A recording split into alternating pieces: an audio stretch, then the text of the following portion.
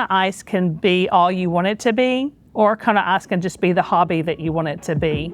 For us, we were not going to be doing this as a hobby. I really didn't have that many options, to be honest. I drank the Kool-Aid, so. Kind of mutually agreed, if we have to live under a box, under a bridge, we're going to take these risks together. I came out here in March of 2017 to try to find some place that would work for us. Of course, we knew we wanted to store it indoors, but that really limited us due to the height of the truck. And so I went around with measuring tape, and we just went from building to building, just measuring doors to try to see if it would work.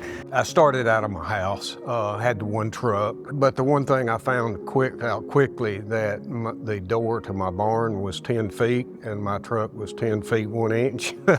So I had to have the door replaced, but been able to store my trucks inside from the beginning, which has been great. And we found an awesome spot at a great price, and it was huge. Initially, it was like, okay, well, do we go ahead and go all in on a space that is really too big for one truck?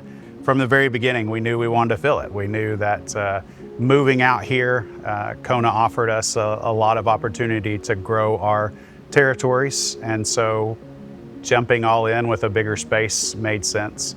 We knew when we came into Kona that this was going to be a full-fledged business for us. So when we went to Kona College in 2014 and we were sitting there in class, Greg looked at me and said, "Leanne, it's going to take more than one truck to make a living." So while we were there, we ordered our second truck. We realized the business potential here. We ordered our third truck within 9 months. So we moved into this building in 2017, and we had 3 trucks and a kiosk at the time.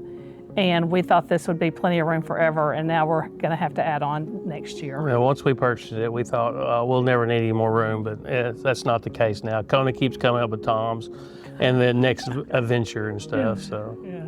A few years later, I guess about 3 years in, we remodeled that space and very quickly outgrew that space. There was never any doubt for us whether we would succeed in Kona. I mean, Kona provides everything. If you'll just follow the playbook, it's there. It's hard not to be successful in Kona. It was really just a matter of size and need. And so when it came down to purchasing, it wasn't just what was our business looking like, but how did our lenders view us? And so we went to sit down with the lender. She was asking for all of the documents, and I just opened up my laptop, and between Kona OS and QuickBooks, sending her what she needed immediately. And she said, "Well, you have about a week to get them." And I said, "Well, they're already in your email box." And she was blown away by that, because just, you know, they told me multiple times through the process, "Keith, it just, people don't have this type of organization to be able to do this quickly." And so by the time it was done, they were tripping over themselves to loan us money. We're rock stars when we walk in there, both because we supply most of the fast food restaurants in their cash and change, but also because they are wanting to loan us more money because they understand the cash flow that Kona has. I always had a vision of doing something more, and then I wanted the second truck and the second territory. If you're going to grow, if you're going to do anything, you really need your own commissary. You don't need to be obligated or tied down. I've already got 2 Kona trucks, 2 coffee trucks would be great. And I don't know what else Tony's got in mind, but I'm on board. I always believe in happy mediums. I know you can overload what you got with too much. I just think we're going to continue to grow. Our 10 years is up. We'll probably have to add a couple trucks. Mm-hmm. Tony's given us the opportunity to retire well. I'll just tell you that. Even though we knew we were going to grow, we didn't know we would grow so fast. It just made everything us to see that we really did need a larger space, because then you could kind of look ahead and go, oh, we're going to continue to grow this, and Tom's is definitely going to be more than a 1 truck business, so that we definitely need more space. And then you're just trying to think, well, that's where are we going to fit? We can't fit everything in where we were currently at. Well, and this gives us room to dream big. I mean, if you're trying to decide whether or not you're going to take on Tom's or anything else after, and you're questioning whether or not you've got space for one more truck or one more ancillary, Right. that's got to be the first thing that you solve. Whereas we know that whatever we decide to do or whatever dreams come along, we've got the space to grow.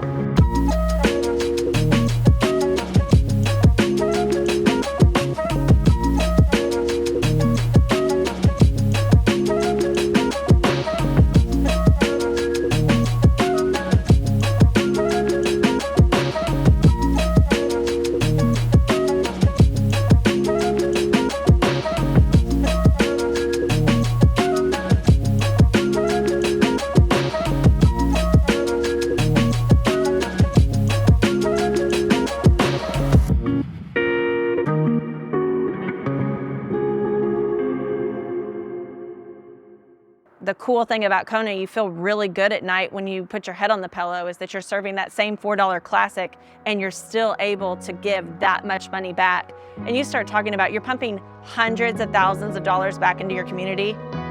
Always been important to us to make an impact, to give back, because we grew up in this area.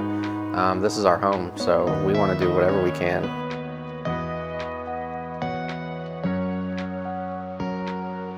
So I was in wealth management before, and I had these like really rich clients, and they would always be doing this really cool stuff with their money, like just making big impacts and stuff. And so I was like, man, I want to be that person one day. And I just remember when I saw my first Kona truck and the more research I did on Kona, I saw that the community give back was something that was important to Kona, and it's something that I really connected with because that's something that I always wanted to do. It was hard to do because I don't know, Tara, if you remember when we bought our first Kona truck, we were broke. Oh, I remember that. Yeah. So we got into Kona, and it was just awesome to be able to make an impact in that way and give back into schools and stuff like that. And it's just kind of snowballed from there. We give back hundreds of thousands of dollars every year, so it's pretty cool to be able to do that. Most businesses you get into, by the time you pay all your employees, if you pay them well, you pay all the bills, you pay yourself, you look back down and the margins are just so much thinner, right? It didn't give you as good of a feeling because it was much harder to give back, right? Whereas this, like, you look and you're like, wow, we did really well financially and we gave that much money back. Like, this is pretty cool. We just get a lot of opportunities to invest in the community in a lot of different ways. So John is a Little League coach, right? And so it's super cool to be the sponsor of the baseball team, the sponsor of the football team, the sponsor of the basketball team. And as you grow as a mom, you understand everybody wants you to volunteer and no one is volunteering. And so it's neat that Kona is a great way that you can send a Kona truck and help them without needing the volunteers. We gave out over $200,000. 220 last year. 220 last year, 220, 230. This, like, we're on pace to just crush that number this year. And I think people, it's tricky to articulate to people. They don't, the math isn't math, it feels like. But here we are. During the winter, right? What do you do during the winter? Well, we go to Kona Days. We live in Texas. Yes, yeah. We take a week off in February. Yeah. We go to beautiful Kentucky. Before Kona, I was a cheer coach, and I really enjoyed obviously coaching and teaching, but also just getting to be involved in the school in a different way with putting on the pep rallies at the school and helping to promote that school spirit. And so once we had Jordan full-time, I just really love working and collaborating with her, and she's a very creative person, and so it makes it a lot of fun. You know, how fun would it be to do some Kona Ice pep rallies? But how do we go about that? I mean, a school isn't going to just let us come to a pep rally for no reason. Well, hey, find something schools are already doing, and it wouldn't be a big deal if you kind of added this onto it. And so we know our schools all have to do Red Ribbon Week, and I'll kind of let you take it from there just to add on. So yeah, it was a lot of finding the right people. We were able to get in touch with the head counselor, who then kind of brought us in, and we were able to sit down and kind of talk with them about, hey, here's our idea. And they all seemed really on board because it took less effort for them, because then they weren't having to work as hard to plan the whole Red Ribbon Week, because it was really fell to us. And so I was working really hard to try to think of like creative ways for us to kind of incorporate different Kona things into the pep rally. And so, yeah.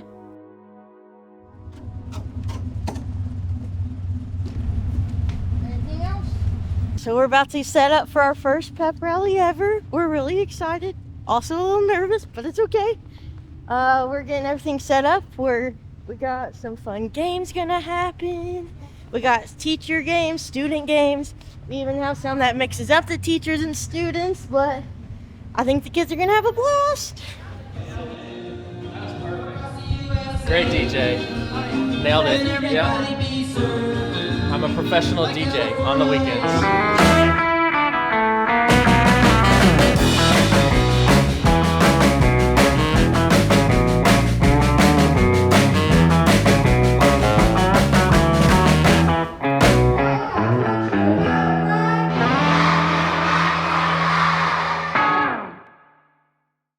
I initially did not want to step into Kona. I think I wanted to create my own path.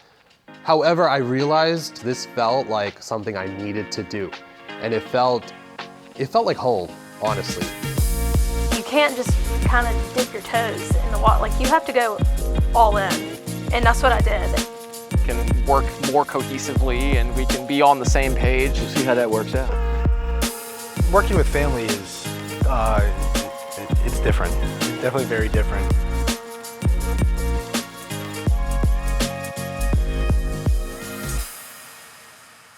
There is a sense of meaning, you know, knowing that I can do this with my family and knowing what it's contributing to and being able to rely on each other and having a lot of the same values. That goes a really long way. I mean, I've worked at a lot of different companies. They're not all made the same. You know, people set different standards and set different values and set different cultures for their organizations, and sometimes you mesh and sometimes you don't. But here, we are responsible for setting that, and we, you know, I mean, I was in fact raised by my parents, so we have a lot in common in that way. So very quickly changed from just like something that my parents had to something that I felt from like the ground up, that it was a family business. It wasn't made to be my mom's thing or my dad's thing. It was a family business that we could do together. From the beginning, I was just this hand on the truck that didn't need to be there, but I got to hang out with mom or dad. I was given a little task and I learned it, and then the next year I was given more and more, and I've climbed a lot of the rungs of the ladder, and it's, you know, as I'm getting close to the top, I feel so confident about everything that came before. When it comes to working, you know, on the business instead of in the business, I recently went to the manager course at corporate, and one of the very first things we talked about was for managers to think like owners. And for me, that was a little more of a natural, you know, jump in my mind, because I do sit currently in this really interesting hybrid state where I am both working on the business and in the business, and I can kind of flex one way or the other based on what's needed. So for example, my parents who haven't taken a vacation in 12 years, I would really like to be able to position myself to work on the business for 4 days, so maybe y'all don't have to for 4 days or something like that. As Tony showed more and more interest and investment into the business, it was obvious that he wanted to spend his future in Kona, and he said as much, that he wanted his future to be Kona. So at that point, we looked at, okay, here's our succession plan. That's really the most rewarding thing. I think when you think about the fact that I'm doing this with my family, and so excited to see where Tony's gonna take it, and then my granddaughter just loves Kona, so it's rewarding in a lot of ways. There's only so much time in a day, you know. I mean, you can service all the appointments and everything, then you don't have time to clean up and re-prep and all this other stuff. So, you know, having another one on board here and getting these employees in here so that we can work on the business, not in the business. I think I've heard that somewhere before. Yeah. I mean, my 3-year-old daughter is obsessed with it. I mean, she loves it, and I see in her a little bit of myself back when, you know, the truck first came around, and how quickly I fell in love with it. And I guess while you guys are planning your succession plan, I'm already planning my succession plan. Selling everyone's favorite flavors because it hits the spot. Fundraisers for schools, churches and sports. We will raise so much money that we won't even have to ask for more. We got cherry, peach, lemon, and lime. Honestly, if you would have asked me 10 years ago if I would have been here, I would have said no, there's no way. I had no interest in it. I did not want to work for Kona Ice. I was kind of looking for other things. I was like, this is not what I want to do. And Dad was like, well, they're gonna have a coffee truck. And I was like, oh my gosh, this was like my dream in high school. You know, this is right up your alley. You know, if you want to do this thing, like, we're going to let you do it. So at that point, we went to coffee college.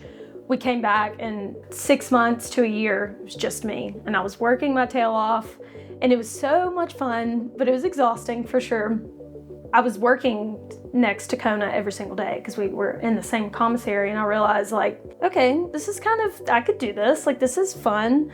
And Dad kind of approached me and was like, you know, if you want to take a step back from the coffee truck, I think you would be really good at kind of event coordinating, scheduling, and we'd love for you to, you know, be more involved. I guess in January was when I started learning everything, and I've been in it ever since. And it did bring a whole different aspect into me and my dad's relationship.